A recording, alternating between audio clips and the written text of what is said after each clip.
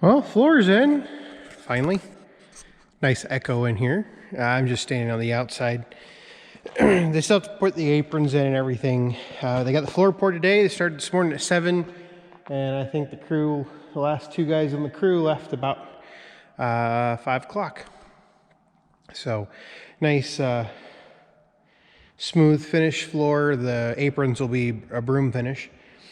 But I got the slopes done right and everything. Really, I think it looks fantastic.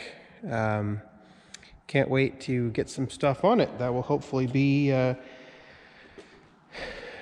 don't know, today's Monday, May 11th. So I don't know exactly when I'll put stuff on here. I may put a couple of round fenders in here this weekend, this coming weekend. And we'll go from there. So yeah, now we're just waiting on the aprons, and I won't put anything heavy on it for probably a couple weeks, just because I don't want to crack it or cause any damage. But yeah, I'm really happy with the way this turned out, and now I've got 2,600 square feet of storage space that I can work on or work with. Now it's just down to making sure I got to get the driveway out the far end, back around up to the shop, and I got to get the outside all graded out, and I'll work on that the rest of this summer, and we'll go from there. Well, it's all done. They came yesterday, formed up the aprons for both ends of the shop, and actually they started yesterday morning about 7. And they had them poured by yesterday afternoon at 4 o'clock.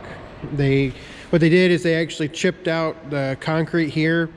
They went ahead and cut it and then chipped it out and hauled that away, and then poured this. The whole slab is at least 5 inches thick.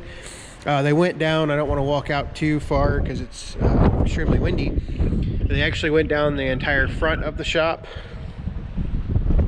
or the shed, or whatever you want to call it. And so, nice, easy transition up into the building. I want to say it's about 9 or 10 inches that it goes over about 6 feet. So that is done, and now we're just waiting on the concrete to cure before we put some heavier weights in here. I'll go ahead and close this door, and I'll give you a tour of the inside and some of the plans we have. So here's the finished floor. I think I've got a video before this. It'll actually play at the start of this whole video with just showing the floor in general. They came in and they went ahead and cut the expansion joints. So what we've got is, and I couldn't walk on this floor the other day, but I'll kind of take you on a tour of my plan here. We've got 2 drains. These are just kind of French drain style. So they're just a hole with rocks in them that are just designed to collect water. Obviously in the winter they'll probably freeze. Not really too technical of a drain, but it is somewhere for the water to go. So we ended up installing 2 of these, basically split the building in half, and I will have to apologize for both the acoustics because it is an empty concrete building, and also the way the wind direction is coming is it's hitting the southwest or southeast corner of the building, which we rarely ever get winds from the southeast, but it's coming from the southeast corner, and it's hitting that eave up there, and there's a vibration there. I looked at everything, you can kind of hear it. I don't think there's anything you could do about it, just the way the wind direction is. But here in the middle of the building, this is basically the high point, and then everything, there's basically 1.5 inches of fall from here in the middle to each drain, from the side to each drain. And then I think there's the same 1.5 inches. I haven't put a level on it to see if there's 1.5 inches of fall from the door into the drain. So same thing, 1.5 inches of fall, and then the same thing on this half of the building. So we got 2 drains, and then on this end down here, we ended up with a 14 by 16 or 14 by 14 pad. I'll open this door. And so I don't want to open it too far just because of the wind. But there's the pad. And we're going to go ahead and work on, you know, making that driveway out to the existing shop. So we'll just be able to drive through with stuff. When we bring stuff in here, we can just drive from one building to the next. We don't have to go the long way around. So one of the things that I wanted with this building was it to be somewhat drive-through. Not necessarily always use it, but you know, something that is possible to do. Sorry, let me shut the door here. So the only problem is, one of the things I noticed, because the floor, originally it was designed for a 4-inch concrete floor, and we ended up putting a 5-inch in it. We ended up with, our latches are off. That's easy enough to fix, and I'll probably put electric doors on this sooner rather than later, because those garage doors are extremely heavy. They're both insulated doors. I mean, they're 12 feet tall, 14 feet wide. So we'll just put like a commercial style door up there pretty quick once we get power in here. So my power plan for this building, I will probably bring power in right here. Talked about doing a stub up through the floor before we poured the concrete. You know, I just had not decided on a location for power yet. I was looking at this opening right here. Might have to do something about that. Not exactly ideal to have that much space showing for snow, but this is a cold storage building, so I'm not too terribly concerned about it. So I'll probably bring power in right here. That way I can just box this area in right here. Just put a, you know, maybe a stud halfway up the wall, and that way I can we're going to put a 200 amp panel in here, bring it in from the bottom. 200 amp panel, and then up from there, power right now will probably run one outlet up for an eventual garage door, and then the rest of them will probably run up and then over. What I want to do is I want to put light-wise, let me stand over in the corner, maybe that's a little bit better idea. So lights-wise right now, we obviously have the translucent top parts, but what we want to do is there are 6 trusses, and on each truss we'll have, obviously we'll have to work something out on the 2 trusses with the garage doors, but on each truss we're going to have 3 lights. So there'll be a total of 18 LED lights in here, probably approximately 5,000 lumens a piece. And those will be on 3 zones. So basically there'll be 3 switches.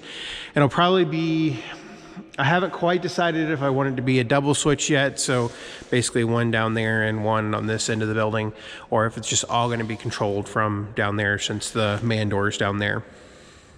But what I would like to do is go ahead and run all the electrical work and everything else, and basically run a chain of lights down the middle, and then another chain of lights down each side. And I'll probably have the zones though running 2 trusses each. So you'll have a front, back, and middle. I think that's my plan right now. Also, what we'll do is probably on each end, we'll drop a couple of 120 volt, 20 amp outlets. That way if you need to plug anything in, you can. My goal right now is this side will be the first side to get pallet racking. So basically we'll put 4 foot high, or 4 foot wide, 12 foot high. Each section will probably be 10 feet wide pallet racking. And we'll put that on this side. That'll be for storage of decks, parts, stuff like that. And on this side over here will be all of the not frequently used equipment, so round fenders, stuff like that. You know, project machines that currently have no current project end date, things along those lines. That'll all be on that side. Trailer will probably be pushed over to that side some. At least that's my intent to start with. In the winter, This will be basically storage. I'll probably keep an alley through here, but not necessarily big enough to fit a truck through. But this will be storage for all of the equipment that I don't use during the winter. So box blades, stuff like that. That way I can get all of that stuff inside during the winter. I'll put decks, the decks I use on the shelves and stuff along those lines. And that's about it for this building. Really kind of just a storage building like I always intended, but it will, one of the reasons that I did put a concrete floor in is I want to be able to run a forklift in here in the future. And I think that we'll start moving stuff in this weekend, probably just bring some round fenders in so I can start. Wow. Don't you just love South Dakota wind? We'll probably bring some round fenders in this weekend and start working on that and getting the other shop organized so I can at least get a good handle on some of the stuff that I have in the shop that I haven't seen in several years. So things like the Lister compressor will probably go out here. The stuff that I just don't use very frequently, but I still want to keep around.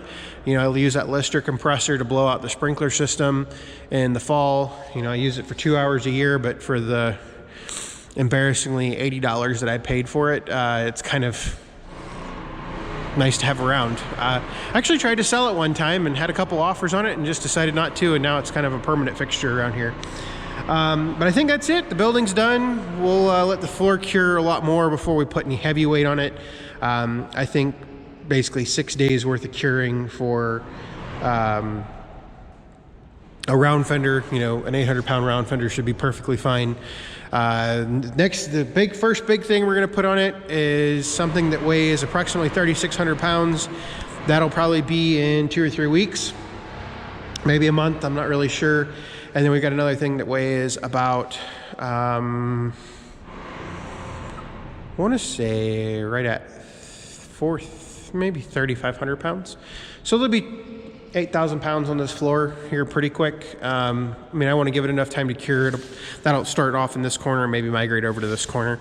I haven't said anything about those yet, but they're coming. We just got to find time to go pick them up. So if you have questions, comments, leave them below. So thanks for watching.